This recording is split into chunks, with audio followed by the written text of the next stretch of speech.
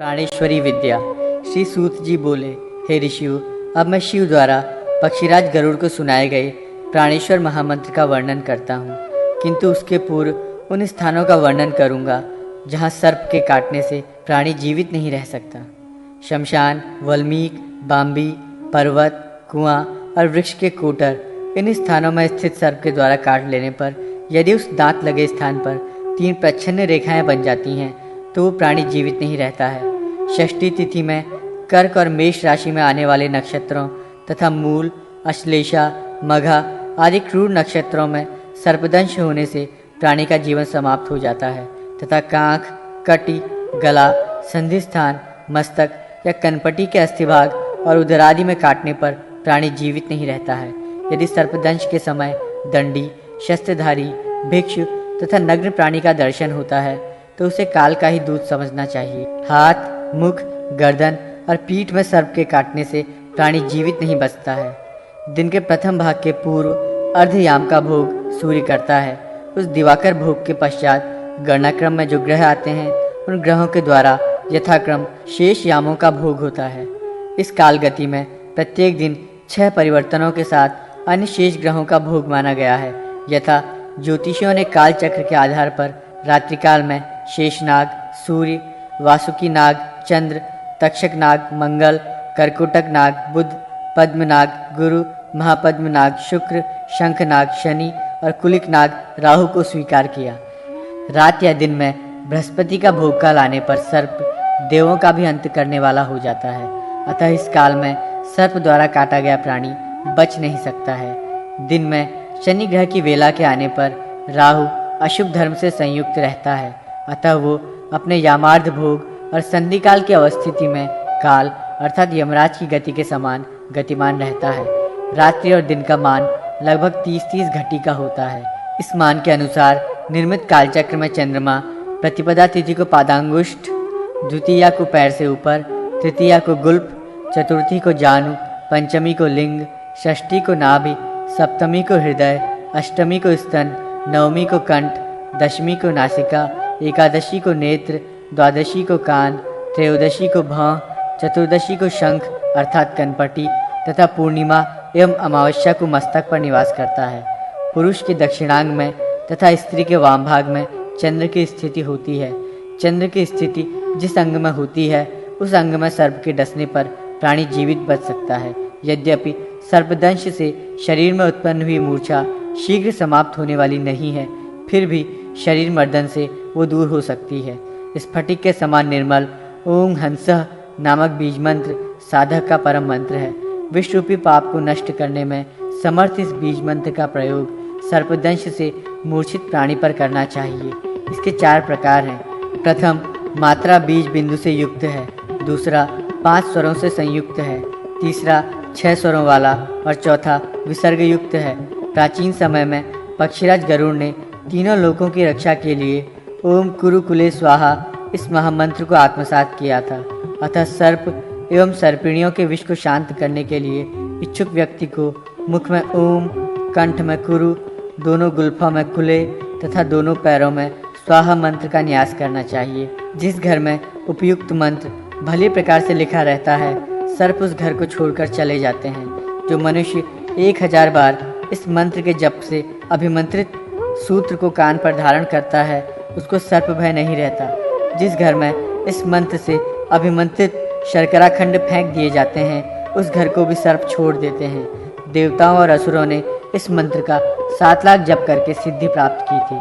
इसी प्रकार एक अष्टदल पद्म का रेखांकन कर उसके प्रत्येक दल पर इस ओम सुवर्ण रेखे कुक्कुट विग्रह रूपिणी स्वाहा मंत्र के 2-2 वर्ण लिखे तथा ओम पक्षी स्वाहा इस मंत्र से अभिमंत्रित जल के द्वारा स्नान कराने से विष विह्वल प्राणी का विष दूर हो जाता है। ओम पक्षी स्वाहा इस मंत्र के द्वारा अंगुष्ठ भाग से लेकर कनिष्ठा पर्यंत करन्यास तथा मुख, हृदय, लिंग और पैरों में अंगन्यास करे तो विषधर नाग ऐसे मनुष्य की छाया को स्वप्न में भी नहीं लाग सकता। जो मनुष्य इस मंत्र का 1 लाख जप करके सिद्धि प्राप्त कर लेता है वो अपनी दृष्टि मात्र से व्यथित व्यक्ति के शरीर में व्याप्त विष को नष्ट कर देता है। ओम ह्रीं ह्रौं ह्रीं भी रुंडाय स्वाहा इस मंत्र का जप सर्पदंशित व्यक्ति के कान में करने पर विष का प्रभाव क्षीण हो जाता है। यदि दोनों पैर के अग्रभाग में आ, गुल्फ में ई, जानु में उ, कटी में ए आय, नाभि में ओ, हृदय में औ, मुख में अंग तथा मस्तक में अह वर्ण का स्थापन कर ओम हंसः बीज मंत्र के सहित न्यास करके साधक इस बीज मंत्र का ध्यान पूजन और जप करे तो सर्प विष को दूर कर सकता है। मैं स्वयं गरुड़ हूँ, ये ध्यान करके साधक को विष शमन का कार्य करना चाहिए। हंग बीज मंत्र का शरीर में विन्यास विषादी का हरण करने वाला कहा गया है। वाम हाथ में हंसः मंत्र का न्यास करके जो साधक इस मंत्र का ध्यान पूजन और जप करता है उस सर्प विष को दूर करने में समर्थ होता है, क्योंकि ये मंत्र विषधर नागों के नासिका भाग और मुंह की श्वास नलिका को भी रोकने में पूर्ण समर्थ है। ये मंत्र शरीर की त्वचा, मांस आदि में व्याप्त सर्प विष को भी विनष्ट कर देता है। सर्पदंश से मूर्छित प्राणी के शरीर में ओम हंसः मंत्र का न्यास करके भगवान नीलकंठ आदि देवों को भी ध्यान करना चाहिए। ऐसा करने से ये मंत्र अपनी वायु शक्ति के द्वारा उस संपूर्ण विष का हरण कर लेता है। प्रत्यंगिरा की जड़ को चावल के जल के साथ पीसकर पीने से विष का प्रभाव दूर हो जाता है। पुनर्नवा, प्रियंगु, ब्राह्मी, श्वेत, बृहति, कूष्मांड, अपराजिता की जड़, गेरु तथा कमलगट्टे के फल को जल में पीसकर घृत के साथ लेप तैयार करना चाहिए। इस प्रकार बना हुआ लेप शरीर में लगाने से विष को शांत कर देता है। सर्प के काटने पर जो मनुष्य उष्ण गर्म घृत का पान कर लेता है उसके शरीर में विष का अधिक प्रभाव नहीं बढ़ता।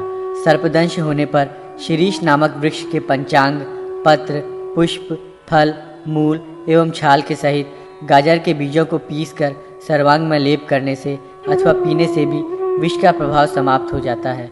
ओम ह्रीम बीज मंत्र गोनस, गोहुवन आदि विषैले सर्पों के विष को दूर करने में समर्थ है। इस मंत्र के साथ अह का प्रयोग कर अर्थात ओम ह्रीम अह का उच्चारण करते हुए हृदय, ललाट आदि में विन्यास करके उसका ध्यान करने मात्र से ही सर्पादि का वशीकरण हो जाता है। इसका 15,000 जप करके साधक गरुड़ के समान सर्वगामी, कवि, विद्वान, वेदविद हो जाता है तथा दीर्घ आयु को प्राप्त करता है। सूत जी ने पुनः कहा, ऋषियों, अब मैं आप सभी को शिव के द्वारा कथित अत्यंत गोपनीय मंत्रों को बताऊंगा, जिनसे अभिमंत्रित पाश, धनुष, चक्र, मुदर, शूल और पट्टिश नामक आयुधों को धारण करके राजा शत्रुओं पर भी विजय प्राप्त कर लेता है। मंत्रोद्धार के लिए कमल पत्र पर अष्टवर्ग बनाकर पूर्व दिशा से शुरू करके क्रमशः ईशान कोण तक बीज मंत्र ओम ह्रीम ह्रीम को लिखना चाहिए। ओंकार ब्रह्म बीज है, ह्रींकार विष्णु बीज है और ह्रींकार शिव बीज है। त्रिशूल के तीनों शीर्ष पर ह्रीं लिखकर क्रमानुसार न्यास करें। मंत्र ओम ह्रीम ह्रीम है। साधक हाथ में शूल ग्रहण करे, तत्पश्चात उसको आकाश में घुमाए, जिसे देखते ही दुष्ट ग्रह और सर्प नष्ट हो जाते हैं। साधक धूम्र वर्ण के धनुष को हाथ में लेकर आकाश की ओर भुजा उठाकर इस मंत्र का चिंतन करे। ऐसा करने से दुष्ट विषैले सर्प, कुत्सित ग्रह, विनाशकारी मेघ और राक्षस नष्ट होते हैं। ये मंत्र तो त्रिलोक की रक्षा करने में समर्थ है। मृत्युलोक के विषय में तो कहना ही क्या है। ओम जूंग सूंग हूं फट ये दूसरा मंत्र है।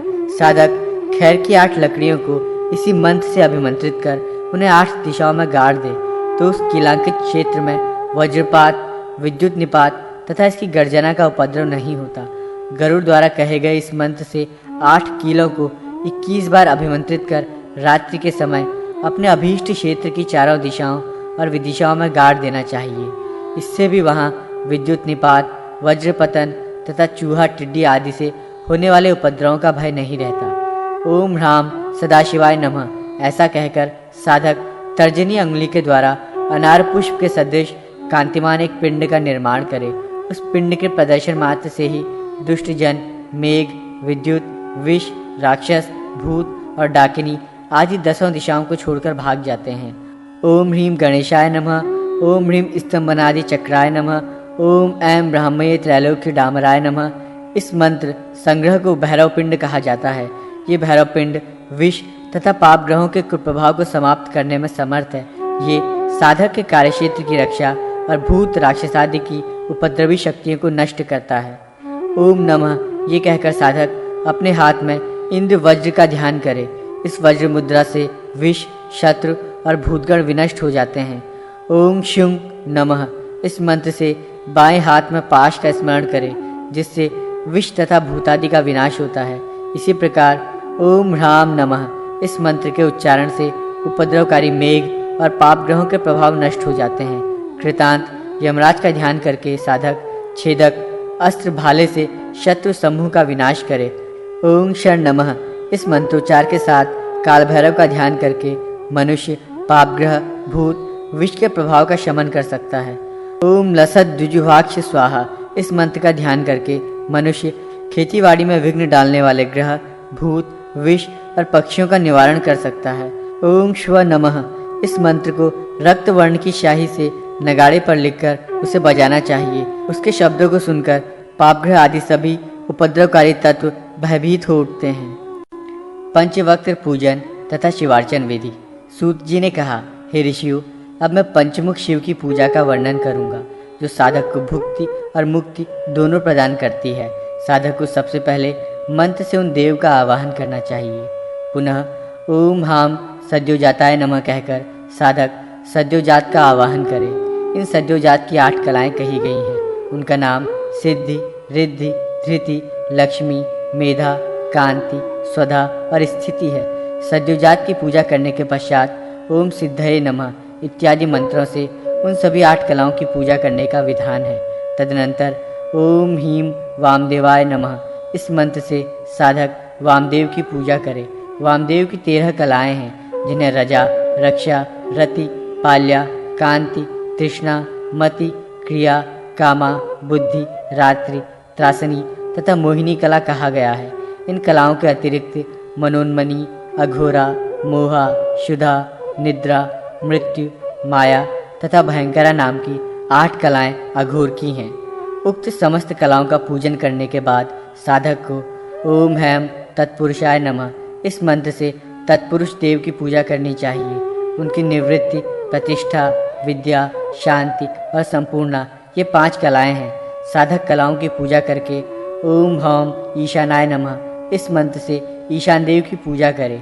तत्पश्चात ईशान देव की निश्चला, निरंजना, शशिनी, अंगना, मरीचि और ज्वालिनी नाम की जो 6 कलाएं हैं, उनकी पूजा करके पूजन पूर्ण करे। सूत जी ने पुनः कहा, हे ऋषियों, अब मैं शिव की अर्चना का वर्णन करूंगा, जो भुक्ति और मुक्ति दोनों प्रदान करने वाली है। 12 अंगुल के माप में बिंदु द्वारा किसी पात्र में भगवान शिव की मूर्ति बनानी चाहिए। उसमें शांत, सर्वगत और निराकार का चिंतन करना चाहिए। बिंदु द्वारा बनाई गई मूर्ति में ऊपर की ओर 5 बिंदु लगाने चाहिए। जो शिव का मुख है वो छोटे आकार में होना चाहिए और नीचे की ओर मूर्ति के अनुसार बिंदु लगाकर बड़े बड़े अंग बनाने चाहिए।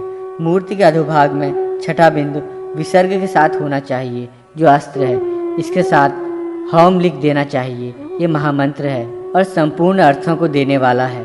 साधक मूर्ति के ऊर्ध्वभाग से लेकर मूर्ति के चरण पर्यंत अपने दोनों हाथों से स्पर्श करे और महामुद्रा दिखाए। इसके बाद संपूर्ण अंगों में न्यास कर न्यास आदि करे। तदनंतर वह अस्त्र मंत्र ओम फट का उच्चारण करता हुआ दाहिनी हथेली से स्पर्श करके शोधन करे। उसके बाद कनिष्ठा अंगुली से लेकर महामंत्र से ही तर्जनी अंगुली तक न्यास करना चाहिए। अब मैं हृदय कमल की कर्णिका में पूजन की विधि बतलाऊंगा। उसमें धर्म, ज्ञान, वैराग्य, ऐश्वर्य आदि की अर्चना करे। सर्वप्रथम आवाहन, स्थापन, पाद्य, अर्घ्य, आचमन, स्नान अर्पित करे तथा अन्य विविध मानस उपचारों को करके तदाकार हो जाए। उसके बाद अग्नि में आहुति देने की विधि कह रहा हूँ। साधक को पूजा स्थल पर अग्नि प्रज्वलित करने के लिए ओम फट अस्त्र मंत्र से एक कुंड का निर्माण करना चाहिए। तत्पश्चात ओम हूम इस कवच मंत्र से उस कुंड का अभ्युक्षण करके मानसिक रूप से उसमें शक्ति का विन्यास करे। उसके बाद साधक को हृदय अथवा शक्ति कुंड में क्रमशः ज्ञान रूपी तेज तथा अग्नि का विन्यास करना चाहिए। तत्पश्चात अग्नि के निष्कृति संस्कार को छोड़कर गर्भाधान आदि समस्त संस्कार करने का विधान है। निष्कृति या मोक्ष संस्कार आहुति के पश्चात किया जाता है, इसलिए आहुति के पूर्व उस संस्कार का निषेध है। समस्त संस्कारों के बाद साधक को उस प्रज्वलित अग्नि में समस्त आंगिक देवों के साथ मानसिक रूप से शिव को आहुति देनी चाहिए। तदनंतर कमलांकित गर्भ वाले उस मंडल में नीलकंठ शिव का पूजन करना चाहिए। इस मंडल के अग्निकोण में अर्धचंद्राकार कल्याणकारी एक अग्निकुंड बनाना चाहिए। तदनंतर अग्नि देवताओं के अस्त्रों से युक्त हृदय आदि में न्यास करने का विधान है। उसके बाद मंडल के अंतर्गत बने हुए कमल की कर्णिका पर सदाशिव की तथा दिशाओं में अस्त्र की पूजा करें। अब श्रेष्ठ पंच तत्वों में स्थित पृथ्वी, जल आदि तत्वों की दीक्षा बतलाई जाती है। इन दोनों शांतियों के लिए पृथक पृथक रूप से 100 आहुतियाँ 5 बार देनी चाहिए। तत्पश्चात साधक पूर्णाहुति देकर प्रसन्नतापूर्वक त्रिशूली भगवान शिव का ध्यान करे। उसके बाद प्रायश्चित शुद्धि के लिए 8 बार आहुति देनी चाहिए। ये आहुति अस्त्र बीज हुम फट मंत्र से प्रदान करने का विधान है। इस प्रकार संस्कार से शुद्ध हुआ वो साधक निस्संदेह शिव स्वरूप हो जाता है। शिव की विशेष पूजा में साधक को चाहिए कि वो प्रथम ओम हम आत्म तत्वाय स्वाहा, ओम ह्रीं विद्या तत्वाय स्वाहा तथा ओम हूम शिव तत्वाय स्वाहा ऐसा उच्चारण करके आचमन करे। तत्पश्चात उसे मानसिक रूप से कर्णेंद्रियों को स्पर्श करना चाहिए। उसके बाद भस्म धारण और तर्पण आदि क्रियाओं को संपन्न करना चाहिए। ओम हम प्रपितामहेभ्यः स्वधा, ओम हम मातामहेभ्यः स्वधा और ओम हम नमः सर्वमातृभ्यः स्वधा इन मंत्रों से तर्पण करें। इसी रीति से पिता, पितामह, प्रमातामह तथा वृद्ध प्रमातामह आदि का भी तर्पण करें और फिर प्राणायाम करना चाहिए। इसके बाद आचमन तथा मार्जन करके साधक को शिव के गायत्री मंत्र का जप करना चाहिए। प्रणव से युक्त हांग बीज शक्ति से संपन्न उन महेश्वर का हम सभी चिंतन करते हैं। वाणी की पवित्रता के लिए उनका हम ध्यान करते हैं। वे रुद्र हम सभी को सन्मार्ग पर चलने के लिए प्रेरणा प्रदान करें। शिव गायत्री मंत्र जप के पश्चात सूर्योपास्थान करके सूर्य मंत्रों से सूर्य रूप शिव की पूजा करनी चाहिए। ठीक है दोस्त, क्रमशः नाम के आदि और अंत में ओम नमः शब्द का प्रयोग करके दंडी तथा पिंगल आदि भूत नायकों का स्मरण करें। तदनंतर अग्नि आदि कोड़ों में ओम विमलाय नमः, ओम ईशानाय नमः आदि मंत्रों से क्रमशः विमला और ईशानादि शक्तियों की स्थापना करके पूजा करनी चाहिए। ऐसा करने से उपासक को परम सुख की प्राप्ति होती है। इन शक्तियों की पूजा के लिए पृथक पृथक बीज मंत्र निर्दिष्ट हैं। ओम राम पद्माय नमः अग्निकोण में, रीम दीप्ताय नमः नैऋत्य कोण में, रूंग सूक्ष्माय नमः वायव्य कोण में, रैंग जयाय नमः ईशान कोण में, रैंग भद्राय नमः पूर्व दिशा में, रोंग विभूतिये नमः दक्षिण दिशा में, रौंग विमलाय नमः पश्चिम दिशा में, रंग अमोघिकाय नमः रंग विद्युताय नमः उत्तर दिशा में और रंग सर्वतोमुख्याय नमः मंडल के मध्य में। इसके बाद शिव स्वरूप सूर्य प्रतिमा को सूर्यासन प्रदान करके रांग रूंग मंत्र से भगवान सूर्य की अर्चना करे और मंत्रों से न्यास करे। साधक को अंगन्यास के पश्चात मंत्रों से सूर्य आदि सभी नवग्रहों की मानसी पूजा करनी चाहिए। इस प्रकार सूर्यदेव आदि की पूजा करके साधक को आचमन करना चाहिए। उसके बाद वो कनिष्ठिका आदि अंगुलियों में करन्यास तथा पुनः मंत्रों से अंगन्यास करे। तदनंतर भूत शुद्धि करे तथा पुनः न्यास करे। अर्घ्य स्थापन करके उसी जल से अपने शरीर का प्रोक्षण करना चाहिए। उसके बाद वो साधक शिव सहित नंदी आदि की पूजा करे। ओम हम शिवाय नमः मंत्र से पद्म में स्थित शिव की पूजा करके नंदी, महाकाल, गंगा, यमुना, सरस्वती, श्रीवत्स, वास्तुदेवता, ब्रह्मा, गणपति तथा गुरु की पूजा करे।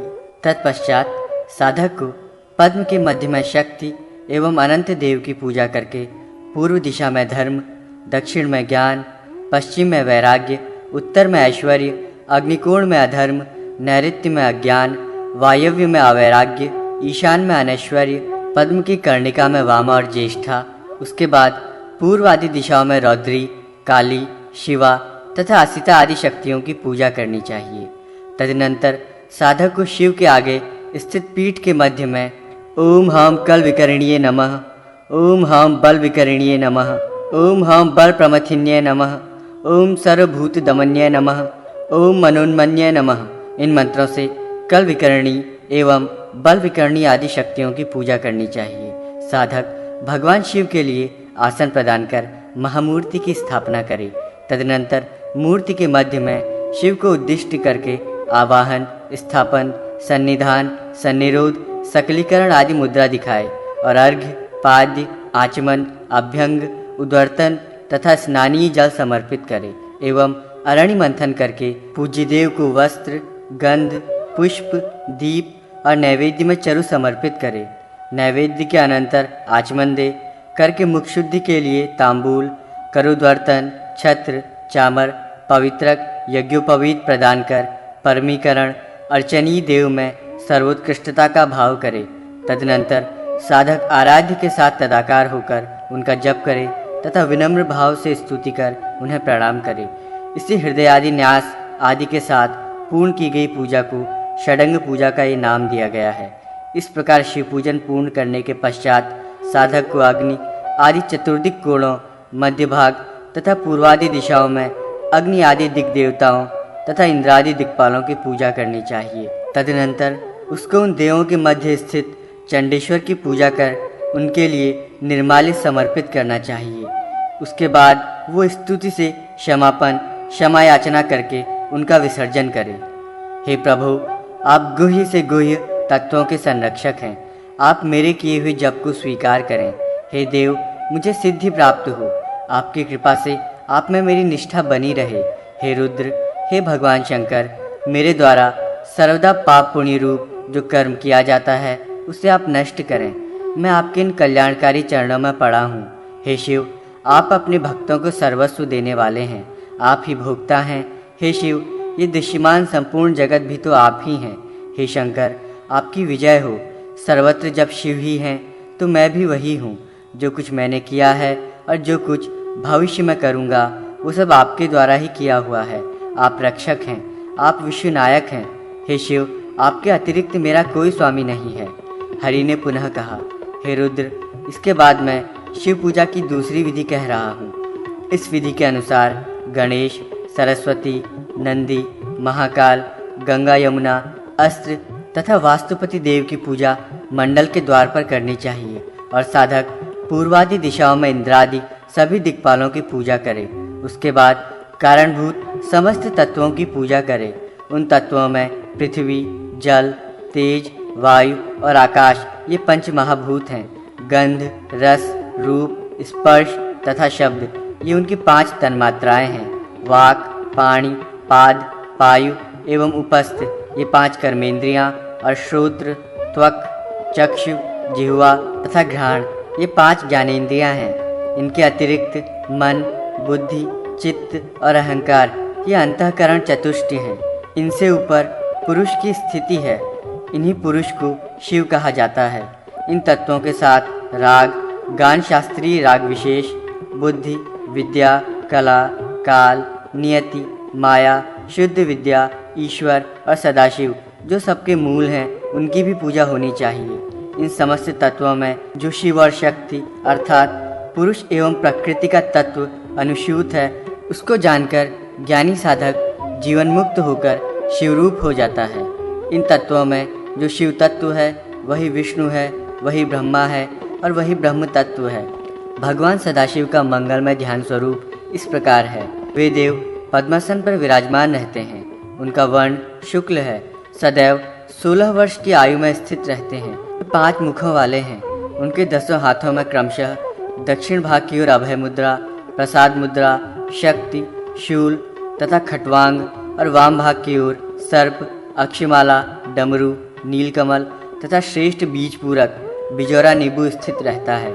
इच्छा, ज्ञान और क्रिया नामक 3 शक्तियाँ उनके 3 नेत्र हैं। ऐसे वे देव सर्वदा कल्याण की भावना में अवस्थित रहते हैं, इसीलिए उन्हें सदाशिव कहा गया है। ऐसे मूर्तिमान देव का चिंतन करने वाला साधक सदैव काल भय से रहित रहता है। इस प्रकार शिवोपासना करने वाले साधक की न तो अकाल मृत्यु होती है और न शीत तथा उष्णादि कारणों से ही उसकी मृत्यु होती है। भगवती त्रिपुरा तथा गणेश आदि देवों की पूजा विधि। सूत जी ने कहा, अब मैं गणेश आदि देवों की तथा त्रिपुरा देवी की पूजा को कहूँगा, जो अपने भक्तों को सर्वदा अभीष्ट प्रदान करने वाली तथा श्रेष्ठ है। साधक को सबसे पहले गणपति देव के आसन एवं उनके मूर्त स्वरूप का पूजन करके न्यासपूर्वक उनकी पूजा करनी चाहिए। साधक गांग आदि बीज मंत्रों से हृदय आदि न्यास करे। इस न्यास के पश्चात साधक को ओम दुर्गायाः पादुकाभ्याम नमः, ओम गुरु पादुकाभ्याम नमः मंत्र से माता दुर्गा और गुरु की पादुकाओं को नमस्कार करके देवी त्रिपुरा के आसन और मूर्ति को प्रणाम करना चाहिए। तत्पश्चात वो साधक ओम ह्रीं दुर्गे रक्षिणी इस मंत्र से हृदयादि न्यास करे और फिर इसी मंत्र से रुद्रचंडा, प्रचंड दुर्गा, चंडोग्रा, चंडनायिका, चंडा, चंडवती, चंडरूपा, चंडिका तथा दुर्गा इन 9 शक्तियों का पूजन करे। तदनंतर वज्र, खंग आदि मुद्राओं का प्रदर्शन कर उसके अग्निकोण में सदाशिव आदि देवों की पूजा करे। अतः साधक पहले ओम सदाशिव महाप्रेत पद्मासनाय नमः कहकर प्रणाम करे। तत्पश्चात ओम ऐं क्लीं ह्रीं सौं त्रिपुराय नमः ये मंत्रोच्चार करते हुए उस त्रिपुरा शक्ति को नमस्कार करे। साधक उसके बाद भगवती त्रिपुरा के पद्मासन, मूर्ति और हृदय आदि अंगों को प्रणाम करे। तत्पश्चात उस पद्मपीठ पर ब्रह्माणी, माहेश्वरी, कौमारी, वैष्णवी, वाराही, इंद्राणी, चामुंडा और चंडिका इन 8 देवियों की पूजा करे। इन देवियों की पूजा के बाद भैरव नामक देवों की पूजा का विधान है। असितांग, रुरु, चंड, क्रोध, उन्मत्त, कपाली, भीषण तथा संहार नाम वाले ये 8 भैरव हैं। भैरव पूजा के पश्चात रति, प्रीति, कामदेव, पंचबाण, योगिनी, बटुक, दुर्गा, विघ्नराज, गुरु और क्षेत्रपाल देवों का भी पूजन करे। साधक को पद्मगर्भ मंडल या त्रिकोण पीठ बनाकर उस पर और हृदय में शुक्ल वर्ण वाली वरदायिनी, अक्षमाला, पुस्तक एवं अभय मुद्रा से सुशोभित भगवती सरस्वती का भी ध्यान करना चाहिए। 1 लाख मंत्र का जप और हवन करने से भगवती त्रिपुरेश्वरी साधक के लिए सिद्धिदात्री हो जाती हैं। पूजा में देवों के आसन तथा पादुका की पूजा का भी विधान है। विशेष पूजन में मंत्रन्यास तथा मंडलादि पूजन भी करना चाहिए। सर्पों एवं अन्य विषैले जीव जंतुओं के विष को दूर करने का मंत्र। सूत जी ने कहा, अब मैं सर्पादि विभिन्न विषैले जीव जंतुओं के काटने से कष्ट पहुंचाने वाले विष को दूर करने में समर्थ मंत्र को कह रहा हूँ। इस मंत्र का प्रयोग करते समय माहेश्वरी उमा देवी से प्रार्थना करें कि हे उमे, तुम रुद्र के हृदय में उत्पन्न हुई हो और उसी में रहती हो। तुम्हारा रौद्र रूप है, तुम्हें रौद्री भी कहा जाता है। तुम्हारा मुख ज्वाला के समान जाज्वल्यमान है तथा तुमने अपने कट प्रदेश में क्षुद्र घंटिका लगी करधनी पहन रखी है। तुम भूतों की प्रिय हो, सर्पों के लिए विषरूपिणी हो। तुम्हारा नाम विरत नारायणी है तथा तुम शुकमुंडा हो और कानों में शंकु पहनी हुई हो।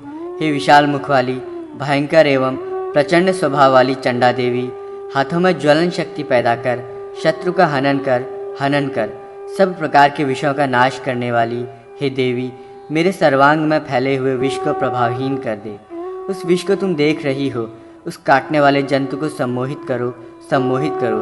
हे देवी, तुम मेरी रक्षा करो। इस प्रकार प्रार्थना एवं चिंतन करके ह्रूम माम ह्रूम फपप ठट इसका उच्चारण करें तथा स्कंद की मेखला रूपी बालग्रहों, शत्रुओं और विषयों का हरण करने वाली, हे शालामाला, नाना प्रकार के विषयों के वेग का हरण कर ऐसा उच्चारण करे और हांग हांग शवरी हुम शवरी कहकर वेगपूर्ण गतिशीलों में अगतिशील सर्वत्र व्यापिनी मेघमाला रूपिणी देवी, मेरे सभी नागादि विष जंतुओं से उत्पन्न विष का हरण करो। इस प्रकार चिंतन और प्रार्थना करते हुए रोगी के प्रति स्पर्शादि करते हुए मंत्र पाठ करें। श्री गोपाल जी की पूजा, त्रैलोक्य मोहन मंत्र तथा श्रीधर पूजन विधि। श्री सूत जी ने कहा, हे ऋषियों, मैं भोग और मोक्ष प्रदान करने वाली श्री गोपाल जी तथा भगवान श्रीधर विष्णु की पूजा का वर्णन कर रहा हूँ, इसे सुने। पूजा प्रारंभ करने से पहले पूजा मंडल के द्वारदेश में गंगा और यमुना के साथ धाता और विधाता की, श्री के साथ शंख, पद्मनिधि एवं शांग, धनुष और शरभ की पूजा करनी चाहिए तथा पूर्व दिशा में भद्र और सुभद्र की, दक्षिण दिशा में चंड और प्रचंड की, पश्चिम दिशा में बल और प्रबल की, उत्तर दिशा में जय और विजय की तथा चारों दरवाजों पर श्री, गण, दुर्गा और सरस्वती की पूजा करनी चाहिए। मंडल के अग्नि आदि कोणों में और दिशाओं में परम भागवत नारद, सिद्ध तथा गुरु का एवं नलकूबर का पूजन करें। पूर्व दिशा में विष्णु, विष्णु तपा तथा विष्णु शक्ति की अर्चना करें। इसके बाद विष्णु के परिवार की अर्चना करें। मंडल के मध्य में शक्ति की और कूर्म, अनंत, पृथ्वी, धर्म, ज्ञान तथा वैराग्य की अग्नि आदि कोणों में पूजा करे। वायव्य कोण के साथ उत्तर दिशा में प्रकाशात्मक एवं ऐश्वर्य की पूजा करे। गोपीजन वल्लभाय स्वाहा ये गोपाल मंत्र है। मंडल की पूर्व दिशा से आरंभ करके क्रमशः 8 दिशाओं में जाम्बवंती और सुशीला के साथ रुक्मिणी, सत्यभामा, सुनंदा, नागनजिति, लक्ष्मणा और मित्रविंदा की पूजा करनी चाहिए। साथ ही श्री गोपाल के शंख, चक्र, गदा, पद्म, मूसल, खंग, पाश, अंकुश, श्रीवत्स, कौस्तुभ, मुकुट, वनमाला, इंद्रादि ध्वजवाहक दिक्पाल, कुमुदादि गण और विश्वक्सेन का पूजन करके श्री लक्ष्मी सहित कृष्ण की भी अर्चना करनी चाहिए। गोपीजन वल्लभ के मंत्र जपने से तथा उनका ध्यान करने से एवं उनकी सांगोपांग पूजा करने से साधक सभी कामनाओं को पूर्ण कर लेता है। त्रैलोक्य मोहन श्रीधर के मंत्र को जपें। ये मंत्र समस्त प्रयोजनों को पूर्ण करने वाले हैं। श्री सूत जी पुनः बोले, अब मैं श्रीधर भगवान विष्णु की मंगलमयी पूजा का वर्णन करता हूँ। साधक को सर्वप्रथम ओम श्याम हृदयाय नमः, ओम श्रीम शीर्षे स्वाहा, ओम शूम शिखाय वषट, ओम श्याम कवचाय हुम, ओम शौम नेत्रत्राय वषट, ओम शम अस्त्राय फट इन मंत्रों से अंगन्यास और करन्यास करना चाहिए। तदनंतर भगवान को शंख, चक्र, गदा स्वरूपिणी मुद्रा प्रदर्शित कर शंख, चक्र तथा गदा पद्म से सुशोभित आत्मस्वरूप श्रीधर भगवान पुरुषोत्तम का ध्यान करना चाहिए। तत्पश्चात स्वस्तिक या सर्वतोभद्र मंडल में श्रीधर देव की पूजा करनी चाहिए। सर्वप्रथम शांग धनुष धारण करने वाले देवाधिदेव भगवान विष्णु के आसन की पूजा करनी चाहिए। मंत्रों से श्रीधर के आसन का पूजन करके हे रुद्र, पूर्वोक्त धाता, विधाता, गंगा आदि देवों की पूजा करनी चाहिए। तदनंतर हरि का आवाहन करके पूजन करें। उसके बाद ओम ह्रीम श्रीधराय त्रैलोक्य मोहनाय विष्णवे नमः आगच्छ इस मंत्र से श्रीधर देव का आवाहन तथा पूजन करना चाहिए। इस पूजा के पश्चात ओम श्रीय नमः इस मंत्र से लक्ष्मी का पूजन करना चाहिए। मंत्रों से षडंगन्यास, अस्त्र पूजा तथा उक्त देव परिवार की पूजा करनी चाहिए। तदनंतर सपरिकर भगवान विष्णु का अभिषेक करके वस्त्र, यज्ञोपवीत, गंध, पुष्प, धूप, दीप तथा नैवेद्य निवेदित करके प्रदक्षिणा करे। मूल मंत्र का जप 108 बार करे और किया हुआ जप अभीष्ट देव भगवान श्रीधर को समर्पित कर दे। तत्पश्चात विद्वान साधक को चाहिए कि मुहूर्त भर अपने हृदय देश में स्थित विशुद्ध स्फटिक मणि के समान कांतिमान, करोड़ों सूर्य के सदृश प्रभा वाले, प्रसन्नमुख, सौम्य मुद्रा वाले, चमचमाते हुए धवल मकराकृति कुंडलों से सुशोभित, सिर पर मुकुट को धारण किए हुए, शुभ लक्षण संपन्न अंगों वाले तथा वनमाला से अलंकृत परब्रह्म स्वरूप श्रीधर देव का ध्यान करें। उसके बाद स्तोत्रों से भगवान की स्तुति करनी चाहिए। हे देव, आप लक्ष्मी निवास और श्रीपति हैं, आपको मेरा नमस्कार है। आप श्रीधर हैं, शांगपाणी हैं, आप साधक को लक्ष्मी प्रदान करने वाले हैं, आपको मेरा नमस्कार है। आप ही श्रीवल्लभ, शांति स्वरूप तथा ऐश्वर्य संपन्न देव हैं, आपको मेरा प्रणाम है। आप श्री पर्वत पर निवास करने वाले हैं, समस्त मंगलों के स्वामी, सर्व कल्याणकर्ता तथा सर्व मंगलाधार हैं, आपको मेरा बार बार नमस्कार है। आप कल्याण और ऐश्वर्य प्रदान करने वाले हैं, आपको मेरा नमन है। आप शरण देने वाले तथा सर्वश्रेष्ठ हैं, आपको बारंबार प्रणाम है। इस प्रकार देवाधिदेव श्रीधर भगवान विष्णु का स्तवन और नमन करके उनका विसर्जन करना चाहिए। भक्तिपूर्वक इस पूजा को करने वाला परम पद को प्राप्त करता है। जो विष्णु पूजा को प्रकाशित करने वाले इस अध्याय का पाठ करता है, वह इस लोक में समस्त पापों से मुक्त होकर अंत में विष्णु के परम पद को प्राप्त करता है। रुद्र ने कहा, हे प्रभु, हे जगत के स्वामी, पुनः उस प्रकार की पूजा विधि को बताने की कृपा करें जिसके द्वारा इस अत्यंत दुस्तर भवसागर को पार किया जा सकता है। श्रीहरि बोले, हे वृषभध्वज, मैं विष्णुदेव के पूजन विधान को कह रहा हूँ। हे महाभाग, उस भोग और मोक्ष को देने वाले कल्याणकारी पूजन के विषय में सुने। हे रुद्र, सर्वप्रथम मनुष्य को स्नान करना चाहिए। तदनंतर संध्या से निवृत्त होकर यज्ञ मंडप में प्रवेश करना चाहिए। हाथ पैर का प्रक्षालन कर विधिवत आचमन करके न्यास विधि के अनुसार दोनों हाथों के द्वारा व्यापक रूप में मूल मंत्र का करन्यास करना चाहिए।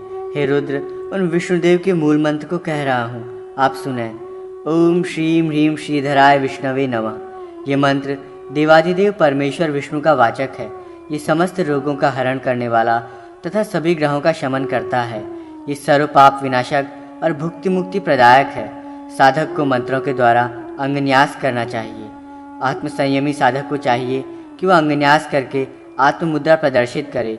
तदनंतर हृदय गुहा में विराजमान शंख चक्र से युक्त कुंद पुष्प और चंद्रमा के समान शुभ्र कांति वाले श्रीवत्स और कौस्तुभमणि से समन्वित वनमाला तथा रत्नहार धारण किए हुए परमेश्वर भगवान विष्णु का ध्यान करें।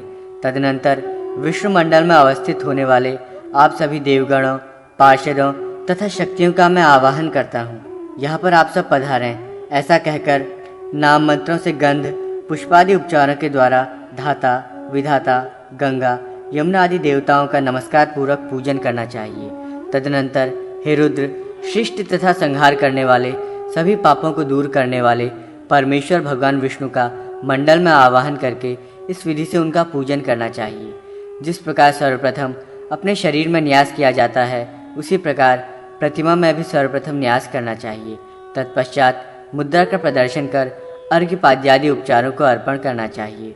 उसके बाद स्नान, वस्त्र, आचमन, गंध, पुष्प, धूप, दीप तथा नैवेद्य रूप में चरु अर्पित करके उन देव की प्रदक्षिणा करनी चाहिए।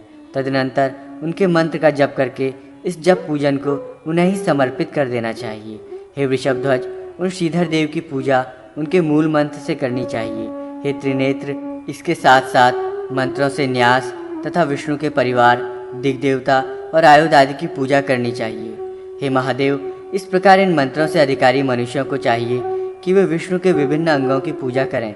तदनंतर ब्रह्मस्वरूप भगवान विष्णु का पूजन करके स्तुति से उन अविनाशी परमात्मा प्रभु का स्तवन करें। देवादिदेव तेजोमूर्ति भगवान विष्णुदेव के लिए नमस्कार है। संसार की स्थिति पालन करने वाले वासुदेव विष्णु के लिए नमन है। प्रलय के समय संसार को अपने मूल कारण प्रकृति में लीन करके आत्मसात कर शयन करने वाले विष्णु को प्रणाम है। देवों के अधिपति तथा यज्ञों के अधिपति विष्णु को नमन है। मुनियों तथा यक्षों के प्रभु और समस्त देवों पर विजय प्राप्त करने वाले, सब में व्याप्त रहने वाले महात्मा ब्रह्मा, इंद्र, रुद्रादि के वंदनीय सर्वेश्वर भगवान विष्णु के लिए नमस्कार है। समस्त लोकों का कल्याण करने वाले लोकाध्यक्ष, सर्वगोप्ता, सर्वकर्ता तथा समस्त दुष्टों के विनाशक भगवान विष्णु के लिए नमन है। वर प्रदान करने वाले, परम शांत, सर्वश्रेष्ठ, शरणागत की रक्षा करने वाले, सुंदर रूप वाले, धर्म, काम तथा अर्थ, इस त्रिवर्ग के प्रदाता भगवान विष्णु के लिए बार बार प्रणाम है। हे शंकर, इस प्रकार ब्रह्मस्वरूप अव्यय परात्पर भगवान विष्णु की स्तुति करके अपने हृदय में उनका ध्यान करना चाहिए। तत्पश्चात मूल मंत्र से उन विष्णु की पूजा करनी चाहिए और मूल मंत्र का जप करना चाहिए। जो अधिकारी व्यक्ति ऐसा करता है वो भगवान विष्णु को प्राप्त कर लेता है। हे रुद्र, इस प्रकार मैंने आपसे इस रहस्यपूर्ण, परम गुह्य, भुक्ति मुक्तिप्रद और उत्तम विष्णु की पूजा विधि को कहा है। हे शंकर, जो विद्वान पुरुष इसका पाठ करता है वो विष्णु भक्त हो जाता है। इसे जो सुनता है अथवा सुनाता है वो विष्णु लोक को प्राप्त करता है।